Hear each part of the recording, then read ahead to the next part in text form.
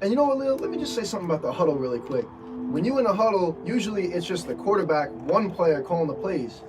We got multiple quarterbacks in this huddle, and we Oh yeah, calling all sorts of different plays. exactly. Ladies and gentlemen, it's about that time again. A little late night episode, COVID-19 quarantine from the crib episode of In the Huddle. Alongside me is the real Leel. I am Kenny C. But man, another day without sports, man. I forgot what day, how much days it has been. You know what I'm saying? I lose count. I Sometimes I don't know, even know what man. the day is. You know what I'm saying? But at the end of the day, at least we have a few things in motion that can give us, some leeway when it comes to missing out on these sports. The Michael Jordan documentary that just took place over this weekend, 3 and 4, and obviously the Yes, NFL sir. draft. There's a lot to unpack with these two events, and you know what? We might as well do it right now. Yes, sir. I mean, listen, man.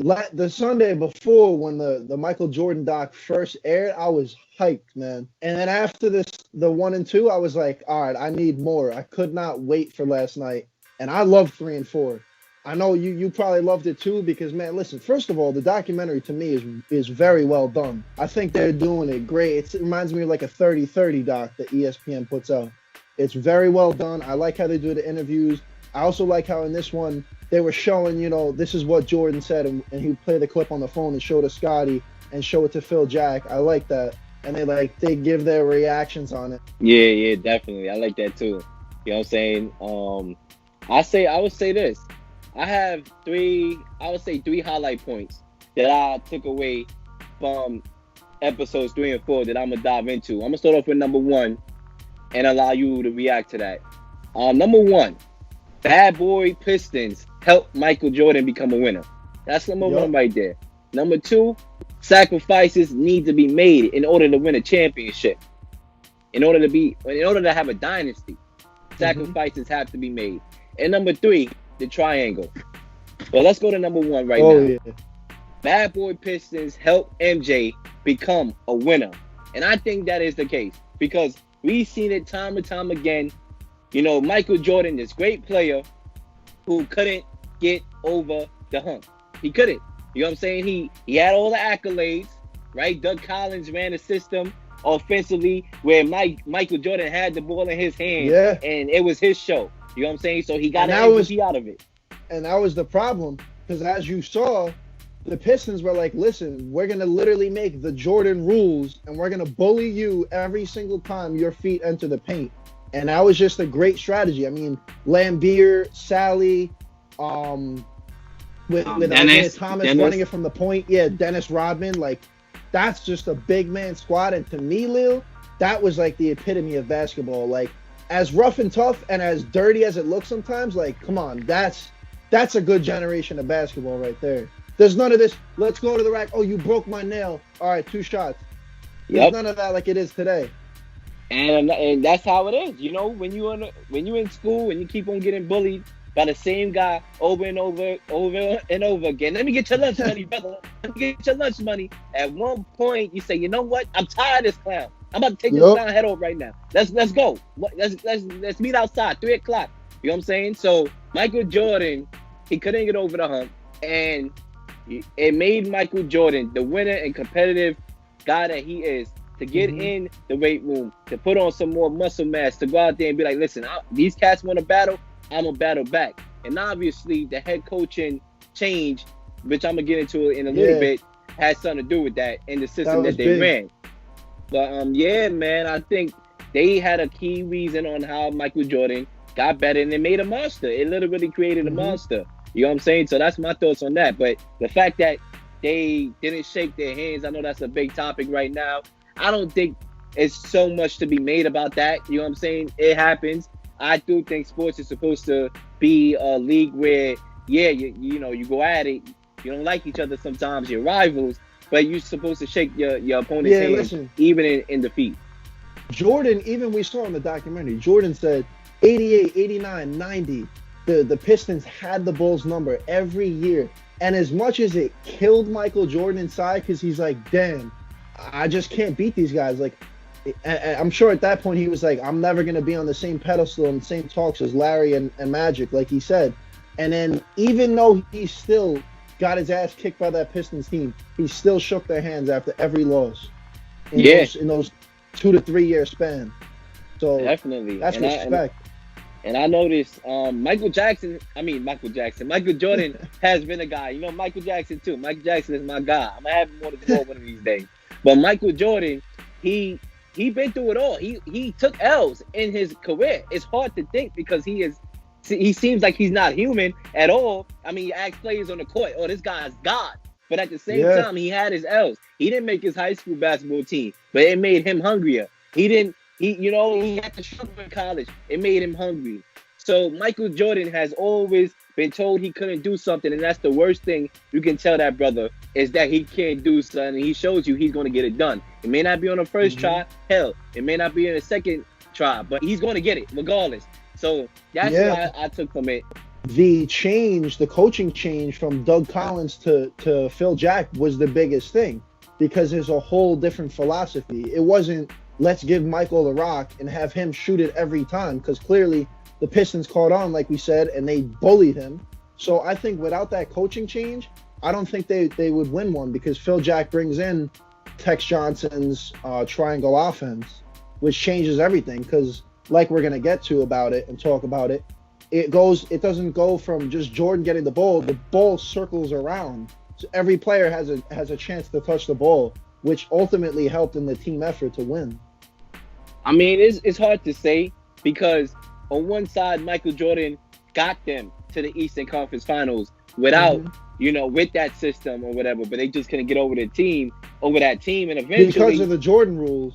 Exactly. So it's hard to say because I do believe Michael Jordan is great and he possibly could have got them over that hump, but at the same time, when you look at today in the NBA, James Harden, it reminds me of the system that's run over there with James Harden. You had the ball throughout the whole game. Let's see what you can do with it. Yeah, it works in the regular season. Yeah, maybe in round one of the playoffs, he may have a good round, but then he doesn't show up at some point in the playoffs and he runs out of gas. And this is without the hand checking. This is without being clotheslined. These guys are out here clotheslining these dudes. You know what I'm saying? And there was no, look at Lambeer, there wasn't even a common foul. Yeah. Lambeer's lowering the shoulder on these cats. Exactly. So, guys like, and that's why I think Mike D'Antoni should take notes and actually watch this documentary because at some point, there's going to have to be a level where you're just not going to have guys standing there on the 3-point line while Harden is dribbling, running down the clock, and then drawing fouls and flapping because put James Harden in that era. Will James Harden be James Harden if he's able to go to the free throw line because somebody tapped his wrist or whatever, or blow breath in his face? He's able to go to the free throw line. Will he have been able to sustain that dominance back then, where it was allowed to hand check you, when it was allowed to clothesline guys, basically, pretty much. So that's my. And you noticed too, because it was a mix of the fire that was in Michael Jordan to be like, I have to beat these guys. Like you made the bully analogy, like, somebody keeps bullying you every single day. Eventually you're going to be like, you know what? I'm done. I have to stand up for myself. I feel like it was a mix of that for Jordan. And then the coaching change was big because you noticed once Phil Jack comes in 89, 1990, they make the run again. They lose to the Pistons again. But the next year, it was a mix of that fire and the system finally in one full year of works. And in 91, it was over. They were untouchable. I mean, they beat the Lakers 4-1, man, in that series. And that's when we get to the triangle, as you started bringing up. The triangle offense is, Phil Jackson, he took it and learned. He learned from it, and he was able to apply it, and that's where everybody touches the ball. Everybody at least gets the ball. You know what I'm saying? Yeah. And it makes the game more. It makes the game open up more. So now, back then, where it was like, all right, you take care of Jordan, you eliminate Jordan, it's over. That's our key to victory. It's now, we got to watch the body. He got the ball. He's going to pass it. We got to watch the big fella. So it opened up a lot of things as well. And it showed, you know what I'm saying? I'm watching this documentary and it makes Phil Jackson look like a mastermind. I mean, you watch the documentary, Phil Jackson looks like a saint. He looks like the savior that came to save Michael Jordan's career. But it's funny because when we think about Phil Jackson later on now, especially with the Knicks, we look at him as this, bumpy guy that wanted to force a tank and he wanted to self-tank the Knicks. by picking Porzingis, even though Porzingis Oh turned out to yeah. be good. You know what I'm saying? I know people. Maybe I'm one of those people. I have yet to actually decide, but I know people that think he brought Porzingis to the Knicks purposely to try to, mess up the Knicks even more. But he turned out to be good. You know what I'm saying? But listen, in that documentary, it made him look like a saint and as deserved because he is a good coach. He is a Yeah. mastermind. And he brought that offense, and that offense was valuable. And Michael Jordan, a guy that had to make sacrifices, and that's when we're going to get to sacrifices because Michael Jordan was touching the ball. In that offense prior to, he had the ball, and now he had to open up and be like, you know what? Let's get everybody involved. And he was okay with it. And that's how he was able to win the championship. And at first of the triangle offense, like you heard, he was like, they were like, Michael, like, there's no I in team. He's like, there's an I in win though.